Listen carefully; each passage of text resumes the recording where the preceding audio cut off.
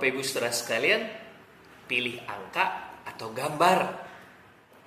Kenapa sih pendeta Kristen pada saat ini lempar-lempar koin? Apa kaitannya dengan sapaan gembala pada saat ini? Tentunya ada Bapak Ibu, karena pada saat ini saya ingin membahas satu bagian ayat Alkitab yang menurut saya sangat menarik, yaitu mengenai bagaimana orang Israel membuang undi ketika mereka memilih seorang pemimpin. Dan saya sangat bersyukur juga karena video saya dijadwalkan untuk ditayangkan setelah pemilu, karena saya tidak ingin video ini kemudian jadi disalahartikan. Jadi pendeta Kristen mengajak jemaat sekalian untuk hitung kancing pada saat di bilik pemilu nanti. Walaupun pada saat ini saya merekamnya sebelum pemilu dilakukan. Nah, Bapak Ibu Saudara sekalian, ayat yang saya maksudkan adalah dari Kisah Para Rasul 1 ayat 26. Mari kita buka Bapak Ibu Saudara sekalian, Kisah Para Rasul 1 ayat 26. Saya akan bacakan untuk kita sekalian. Lalu mereka membuang undi bagi kedua orang itu, dan yang kena undi adalah Matias. Dengan demikian ia ditambahkan kepada ke-11 rasul itu. Nah, Bapak Ibu Saudara sekalian, tadi kita baru membaca satu bagian ayat Alkitab yang aneh gitu. Jadi kalau Bapak Ibu Saudara sekalian nyimak gitu ya, dari sosialisasi umumnya dari Gerakan Kebangsaan Indonesia atau seruan-seruan dari sinode dan sebagainya yang mengingatkan kalau nanti pemilu Bapak Ibu Saudara sekalian harus memilih pemimpin, ya diperhatikan dulu profilnya, dipertimbangkan masa lalunya seperti apa, proyeksi, program visi misinya gimana, baru milih. Di sini yang alkitabiahnya gitu ya, justru murid-murid ini lempar undi, beda banget gitu. Terus kemudian apakah ini sama kalau gitu dengan waktu kita di bilik suara mungkin hitung kancing, atau waktu di bilik suara kita tutup mata terus tunjuk-tunjuk kira-kira mau kecoblos di mana gitu. Begitu bukan? Bukan Bapak Ibu, bukan ya. Ini ada penghayatannya. Nah, Bapak Ibu Saudara sekalian, bisa lihat ini sebentar lagi akan dimunculkan gambar. Ini adalah Urim dan Tumim. Jadi Urim dan Tumim ini satu alat bantu yang digunakan oleh imam besar ataupun imam-imam lainnya untuk mencari petunjuk dari Allah. Jadi ini bukan sembarangan undian, bukan buat lucu-lucuan lempar undi terus misalnya saya hari ini mau makan apa ya terus habis itu lempar batu. Enggak. Ini adalah satu ritus yang sangat sakral dan dihayati ketika orang Israel itu mencari kehendak Tuhan. Nah, jadi bahkan kedua batu ini gitu, itu gak ditaruh sembarangan atau ditempatkan di tempat sembarangan, enggak. Itu bahkan diletakkan pada tutup dada imam besar. Jadi ini memang, jadi kalau imam besar itu sedang berjalan atau kemana-mana atau melakukan aktivitasnya sebagai seorang imam, itu batu itu terus ada. Jadi ini memang ada penghayatan yang sangat dalam di dalamnya. Dan bagaimana cara mempergunakannya? Jadi di batu itu kemudian ada sisi atas dan sisi bawah, gitu ya. Ada sisi putih dan sisi hitam. Dihayati kalau dua-duanya itu di sisi atas, sisi putih, itu artinya Tuhan berkenan atau ngomong ya. Kalau dua-duanya di sisi bawah, ini dihayati Tuhan berkata tidak, jangan dulu.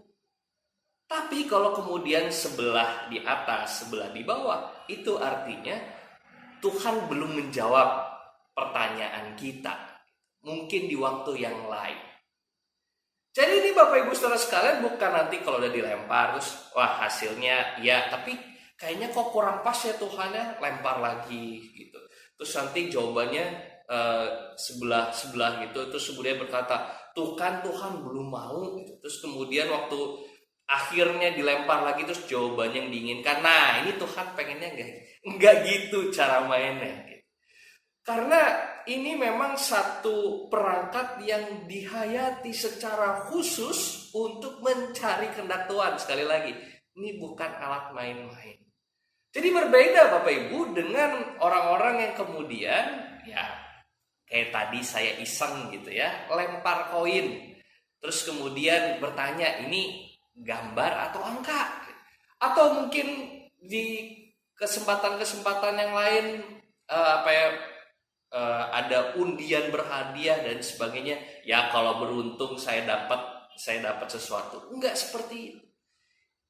Ini bukan masalah menyerahkan masa depan kepada takdir atau nasib gitu istilahnya. Bukan. Tetapi memang secara khusus dihayati Tuhan mau berkata apa. Ini yang jadi penting Bapak Ibu Saudara sekalian. Saya paham pada saat pemilu kemarin rasanya saya melihat ada cukup banyak yang masih bingung. Dan saya nggak tahu juga keputusan waktu mereka masuk di bilik nanti mereka memilih pemimpin itu dasarnya apa. Dan saya lihat kelihatannya ada yang masih bingung juga. Tetapi kalau di dalam kebingungan itu, di dalam penghayatan, kemudian kita menyerahkan diri sepenuhnya Tuhan, yang saya lakukan ini kira-kira Tuhan mau yang mana? Nah, di situ undi yang dimaksud di Alkitab ini. Jadi Bapak Ibu Saudara sekalian, itu yang pertama, yaitu bagaimana kita menghayati bahwa undian, lempar undi di dalam Alkitab khususnya di dalam mencari kehendak Tuhan itu dengan cara yang unik. Tetapi di sisi yang lain ini bukan cuma sekedar mencari kehendak. Ini bukan sekedar Tuhan maunya ini terus selesai. Enggak. Ini penghayatan jauh ke depan. Yaitu bagaimana orang Israel dan secara khusus murid-murid di Kisah Para Rasul yang tadi kita baca, kemudian menghayati orang terpilih ini memang akan terus disertai oleh Tuhan di dalam segenap pelayanannya di masa depannya. Dan kita mungkin Bapak Ibu Saudara sekalian di pemilu yang baru saja terjadi gitu, kita nggak tahu, saya nggak tahu nih waktu video ini ditayangkan apakah sudah selesai hitungnya atau belum gitu. Tetapi saya membayangkan orang-orang yang ngeliatin TV gitu ya. Ini berapa persen nih kelihatannya paslon mana yang unggul dan sebagainya. Nanti ada periode 2 dan sebagainya. Nggak ada yang tahu gitu ya. Setidaknya saya saat ini ketika merekam video ini. Tetapi satu hal yang kita hayati adalah ketika nanti kemudian terpilihlah satu paslon atau mungkin nanti ada ronde kedua dan sebagainya gitu. Yakinlah Tuhan masih tetap menyertai. Tuhan itu tidak hanya meninggalkan kita di dalam pilihan kita, tidak. Karena bisa jadi juga yang kemudian terpilih itu berbeda dengan pilihan kita. Yang kita perlu hayati adalah kemudian bagaimana di dalam kehidupan yang akan datang, di dalam kehidupan berbangsa dan bernegara, kita kemudian jangan jatuh juga di dalam pesimis. Kemudian Tuhan sudah meninggalkan bangsa ini. Oh jelas enggak. Kisah Para Rasul ini dituliskan setelah Yesus kemudian naik surga. Itu kenapa di dalam pasal 1 ayat 1 sampai 11 ini membahas tentang kisah kenaikan Yesus. Ini periodenya adalah Yesus setelah naik ke surga. Tetapi kita melihat di sini Tuhan masih terus menyertai. Dan bahkan setelah ayat yang kita baca, kemudian dilanjutkan dengan kisah Pentakosta, di mana Tuhan kemudian mengutus murid-murid untuk melakukan karya pelayanannya.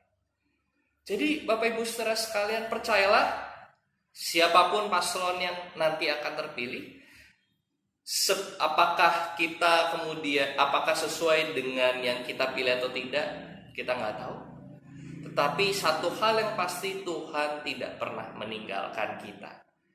Jadi kiranya terus bersemangat di dalam hidup berbangsa, di dalam hidup bernegara, dan kita menyerahkan diri kita kepada Tuhan karena kita tahu bahwa Tuhan tidak pernah meninggalkan anak-anaknya. Dan buat Bapak Ibu yang tadi menebak bahwa koin ini adalah gambar, selamat. Bapak Ibu saudara sekalian dapat ucapan selamat dari saya, karena saya nggak bisa berbagi hadiah. Kiranya Tuhan memberkati kita semua. Amin.